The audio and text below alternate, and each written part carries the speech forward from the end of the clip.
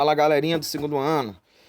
Pessoal, em relação à semana passada, eu passei as atividades para vocês, passei link de consulta, verifiquei que todo mundo visualizou o material, mas pouca gente me deu retorno. No sábado eu fiz uma live via WhatsApp, tá bom?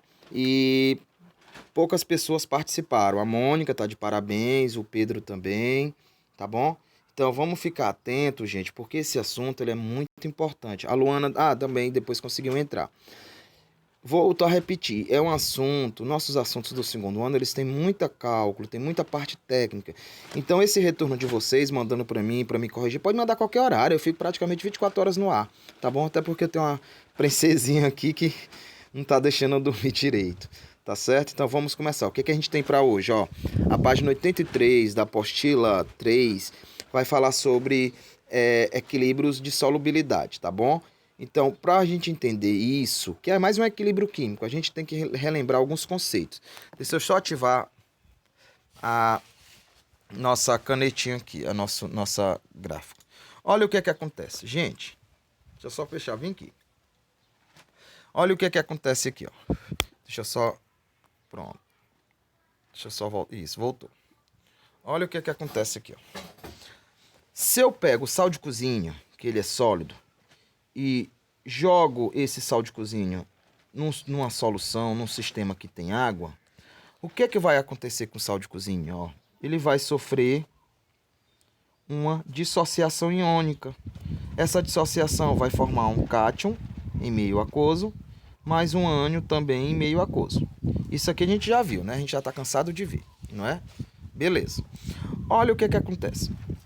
Se eu brincar com a temperatura, eu posso estabelecer um equilíbrio. Então, eu estabelecendo um equilíbrio, pessoal, olha o que vai acontecer. Eu posso ter uma constante de equilíbrio. Então, como é que a gente calcula uma constante de equilíbrio? Constante de equilíbrio é a concentração dos produtos, no caso do íon sódio, sobre a concentração do íon cloreto, ó. Sobre a concentração do reagente, que é o cloreto de sódio propriamente dito, não é? Ó, NaCl. Só que tem um probleminha aqui. Gente, lembra que sólido não entra na constante de equilíbrio, porque ele já é constante. Esse valor é constante, então ele entra aqui, ó. Automaticamente, a constante de equilíbrio, que a gente chama de Kc, vezes a concentração do cloreto de sódio, vai ser igual à concentração dos seus íons. Essa concentração de íons, gente, a gente chama isso aqui, ó, de KPS, ou produto de solubilidade, tá bom? Esse KPS, então como é que a gente escreve o KPS de um sal? É a concentração dos íons apenas. Agora eu lhe pergunto para vocês, para que vai me servir eu saber o KPS de uma solução em equilíbrio? Gente, é porque eu vou associar o KPS à solubilidade. Olha aqui a solubilidade de sal de cozinha a 25 graus Celsius, ó, 100 gramas de sal de cozinha, de água, ou seja, 100 ml, dissolve no máximo 36 gramas de sal de cozinha, tá bom? Dissolve no máximo 36 gramas. Se eu jogar 33, 34, eu vou ter uma solução de que tipo? Insaturada. Se eu jogar exatamente 36, eu vou ter uma solução que a gente chama de super, ou de saturada. E se eu passar desse valor, eu vou ter a formação de precipitado. Então, o KPS, que é a constante de equilíbrio de solubilidade de sais e bases, não é a mesma coisa de solubilidade, são sinônimos. O KPS é a constante de solubilidade de um sal ou uma base, porque são as duas únicas substâncias. Deixa eu só escrever aqui, ó. Quem é que vai ter KPS, ó? Sais insolúveis e bases insolúveis.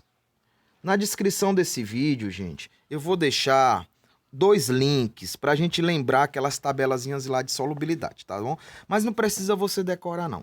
Então, KPS, ou que ele chama de produto de solubilidade, nada mais é de que um sal que está em equilíbrio químico. Se ele está em equilíbrio químico, ele tem uma constante de equilíbrio. Só que a constante de equilíbrio, o reagente sempre vai ser o sal sólido, então ele não entra na constante.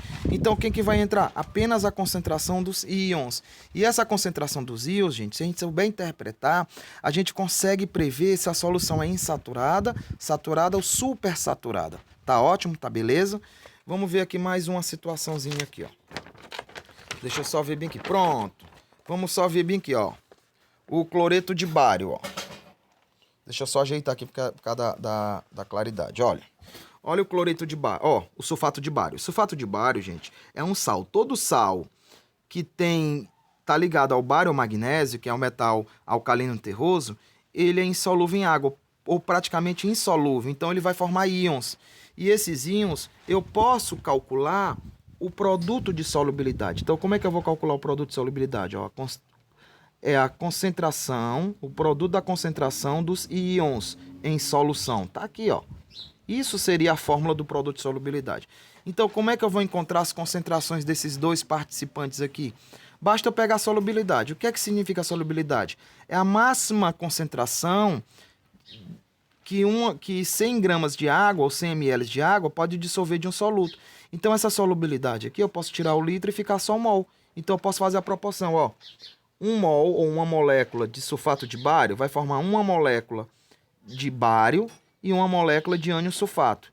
Então, se eu colocar aqui a solubilidade, ó, 5 vezes 10 a menos 5 mols vai formar 5 vezes 10 a menos 5 mol, que também vai formar 5 vezes 10 a menos 5 mol. Então, eu tendo a solubilidade de um sal, eu posso calcular o KPS dele. Então, vamos jogar aqui na fórmula, ó. O KPS é igual à concentração do bário, que é 5 vezes 10 a menos 5 mols por litro, vezes 5 vezes 10 a menos 5 mols por litro. Então, automaticamente, o KPS aqui vai ser, ó, 5 vezes 10 a menos 10 mol por litro. Isso é o valor de KPS. Então, para que vai me servir esse valor de KPS? Gente, esse valor de KPS, ele vai me servir para me fazer as interpretações. Observe que é um valor, ó, muito pequeno. Por ser um valor muito pequeno, gente, deixa eu só fechar a câmerazinha aqui, ó. Por ser um valor muito pequeno, o que é que vai acontecer com esse KPS? A gente pode comparar com outras substâncias dissolvidas. Deixa eu só ajeitar aqui a apostilazinha de vocês para me mostrar aqui a comparação, ó. Vou usar bem aqui da própria página 84, que tem um exemplozinho bem legalzinho aqui. Deixa eu só botar para cá. Deixa eu ver que está legal. Pronto, tá bem aqui, tá ótimo. Olha. Deixa eu só aumentar aqui um pouquinho. Pronto. Aqui, ó. Você tem... Pronto, bem aqui. Isso aqui, ó. Vou até destacar. Você tem o hidróxido de prata, que é uma base. O KPS dela é 1,5 vezes 10 a menos 8. E eu tenho o sulfato de bário, que a gente acabou de calcular, que na verdade a gente calculou como 10 a menos 10. Se observar, quem tem o menor KPS vai ser menos solúvel. Por quê? Porque quanto menor o KPS, quer dizer que tem poucos íons formados. Então, o KPS de sais e bases dá para a gente comparar quem é mais solúvel e quem é menos solúvel. Por que isso é importante para a gente? Porque muitas reações químicas, a gente quando misturar substâncias, como a gente vai já ver, eles não vão nos dar a solubilidade. Eu preciso fazer essa interpretação. Vou repetir mais uma vez, gente.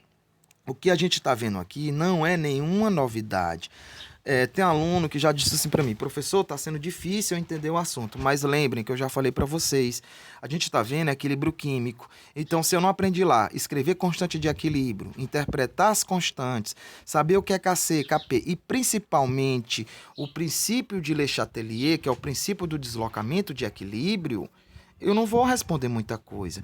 Já vimos na aula da semana passada que solução tampão é uma solução que está em equilíbrio de um sal, ou de um ácido, ou de uma base fraca com seu sal correspondente. E isso gera um tampão. E tem como eu calcular o valor dessa constante em tampão. E agora a gente está vendo produto de solubilidade, ou seja, a constante de equilíbrios químicos que tem sais ou bases insolúveis em água. E isso vai acarretar, gente, a formação de precipitados.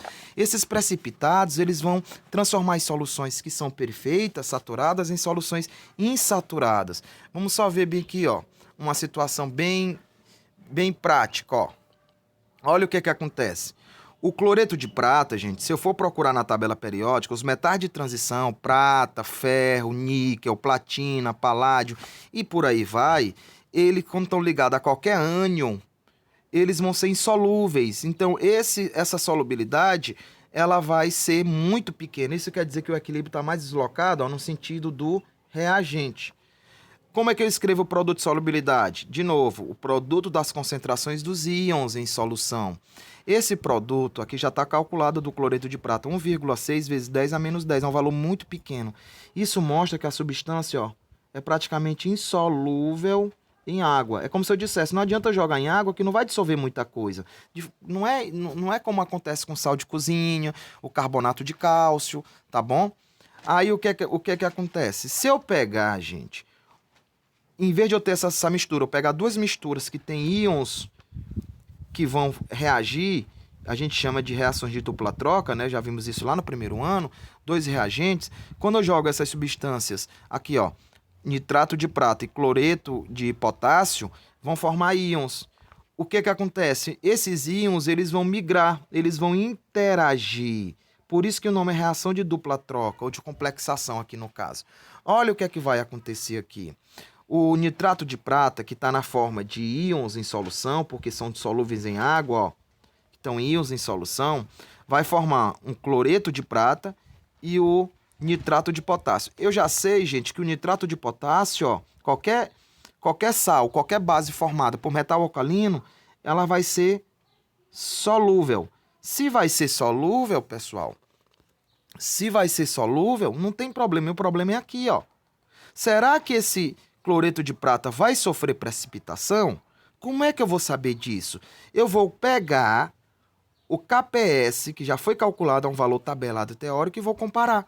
Se eu pegar o produto desses íons aqui, gente, porque se é uma reação química, eu vou ter os valores quantificados, eu vou ter concentração desse cara eu posso determinar a concentração dos outros participantes por uma relação estequiométrica. Não é assim que a gente aprendeu lá em estequiometria? Então, o que é que acontece? Se o produto da concentração da prata pelo cloro for igual ao KPS, a solução é dita perfeita ou saturada, ou seja, a solução ela não ultrapassou sua solubilidade. Se pelo contrário o produto for menor, a solução é insaturada e nesses dois casos aqui, ó, não há PPT, ou seja, não há precipitado. Você não pode esquecer disso, viu, pessoal? E aqui o que é que acontece? O produto da prata pelo cloro, se for maior do que o KPS, se for um valor maior do que esse aqui, né? O que é que acontece? Ocorre precipitação. Então, o KPS serve para a gente comparar sais e bases se são insolúveis ou pouco solúveis em água, serve para mim prever a solubilidade e também serve para mim saber se a solução é saturada ou insaturada ou supersaturada. Tá ok? Então, essas informaçõezinhas, gente, você tira do material. Na descrição do material de vocês, eu vou deixar as páginas da apostila que nós estamos estudando. Eu quero chamar mais uma atençãozinha, deixa eu só ativar a câmera bem aqui, que vira e mexe também, são cobrados nas questões, ó. Deixa eu só ativar aqui o gráficozinho aqui. Pronto. Ativei, tá aqui. Gente, o que é que acontece? Se eu pego um gráfico do eixo das ordenadas, coloco a concentração do cátio, sempre assim, viu? E nos eixos das abscissas eu coloco a concentração do ânion, eu vou criar um gráfico nesse formato aqui. Aqueles mesmos gráficos de solubilidade. Qualquer ponto aqui no gráfico vai ser uma solução do tipo saturada ou perfeita. Qualquer ponto antes do gráfico eu vou ter uma solução insaturada. E qualquer ponto fora do gráfico eu vou ter uma solução supersaturada. Por que eu estou chamando isso? Porque em 2016 já caiu uma questãozinha assim, no Enem, bem facinha, e a gente precisa ter esse conhecimento, tá bom, jovens? Eu vou parar por aqui. Vou deixar todo o catálogo dessa semana. Já vou deixar, deixa eu mostrar aqui para vocês, ó. Deixa eu só fechar aqui a câmera para mostrar para vocês aqui, ó. Eu vou entrar lá no grupozinho que eu tô fazendo para vocês, que eu uso para preparar as aulas, e vou mostrar aqui, ó. Deixa eu só procurar aqui o segundo ano aqui do segundo ano, ó. Material de apoio 1 tem as páginas da apostila, para o aluno não ter desculpa de dizer que não fez porque não tinha o material. Na apostila 2 tem um link falando sobre o KPS e a solubilidade. No material 3 tem as questões propostas, gente, ó, é um total de 15 questões muito interessantes. E na apostila, no material 4, eu tenho vídeo explicativo, tá bom? Então não vamos deixar de participar. Meu WhatsApp está sempre aberto, mande as dúvidas e até o próximo vídeo. Tchau, tchau.